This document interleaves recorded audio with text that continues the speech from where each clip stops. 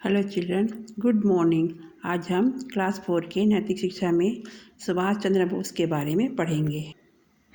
यह महान देशभक्त सुभाष चंद्र बोस की कहानी है। वह नेताजी के नाम से प्रसिद्ध है।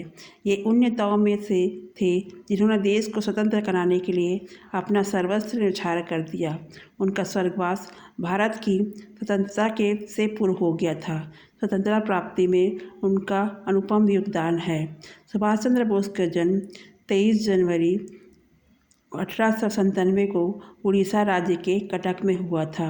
उनके पिता राय बहादुर जानकी नाथ राय उस समय के प्रसिद्ध वकील थे। उनका बचपन बहुत लाड़ प्यार में बीता। सुभाष ने कटक में ही प्राथमिक शिक्षा प्राप्त की।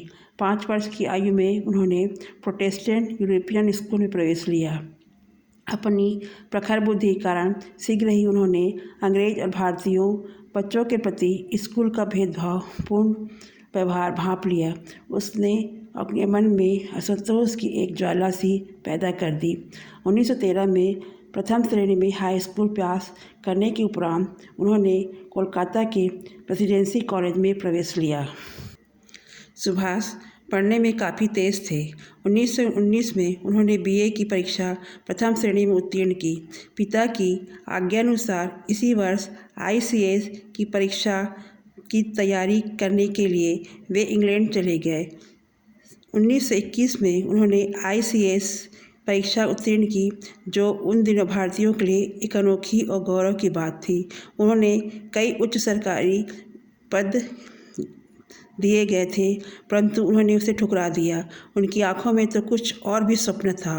वे तो अपने देश को स्वतंत्र कराना चाहते थे। भारत वापस आने पर उन्होंने देखा कि यहाँ स्वाधीनता की भावना जागृत हो चुकी है। उन्होंने राजनीति में प्रवेश करके देश की सेवा करने का निश्चय कर लिया। वे इसी उद्देश्य को लेकर महात्मा गांधी से मिले और उनके विचार जाने। वे गांधी जी के अहिंसावादी सिद्धांत से सहमत न थे। उनका विचार था, स्वराज्य हमारा जन्मसिद्ध अधिकार है और इसे प्राप्त करने के लिए हमें कोई भी तरीका अपनाना चाहिए। सुभाष बाबू की नई पार्टी ने अंग्रेजी सरकार के विरुद्ध आंदोलन छेड़ दी। सरकार ने उन्हें इस अपराध में 1 वर्ष की जेल की सज़ा दी। इस प्रकार उन्होंने जेल में अनशन प्रारंभ कर दिया। विदेश जाकर सरकार को उन्हें छोड़ना पड़ा। उन्हें घर पर ही नज़रबंद कर दिया जाए। एक दिन पूरा देश यह जानकर अचंभित रह गया कि घर में नज़रबंदी के मध्य सुभाष बाबू घर से कहीं चले गए। वह अंग्रेजी सरकार, जिनके पास अपार पुलिस व सैन्य बल था, के नाम पर एक बड़ा धब्बा था। बाद में पता चला कि नज़रबंदी के समय सुभाष बाबू अपने घर में एक साधु के वेश में बच निकले थे। इसके पश्चात 1943 में वे पनडुब्बी द्वारा जापान पहुँचे। जापान में ही उन्होंने प्रसिद्ध आज़ाद हिंद फौज का गठन किया। नेताजी का नारा था, तुम मुझको खून दो, मैं तुम्हें आज़ादी दूंगा। मार्च 1944 में दिल्ली चलो का नारा लगाती हुई वह मतवाली टोली मलाया और बर्मा के मार्ग में भारत की ओर बढ़ी।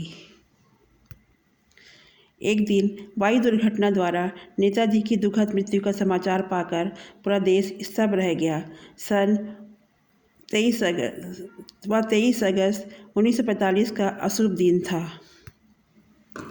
मृत्यु वाले समाचार के बाद लोगों ने जब महात्मा गांधी से उनके विचार जानने चाहे तो उन्होंने केवल इतना ही कहा, सुभाष कभी नहीं मर सकता, वह सदैव हमारे दिलों में जीवित रहेगा।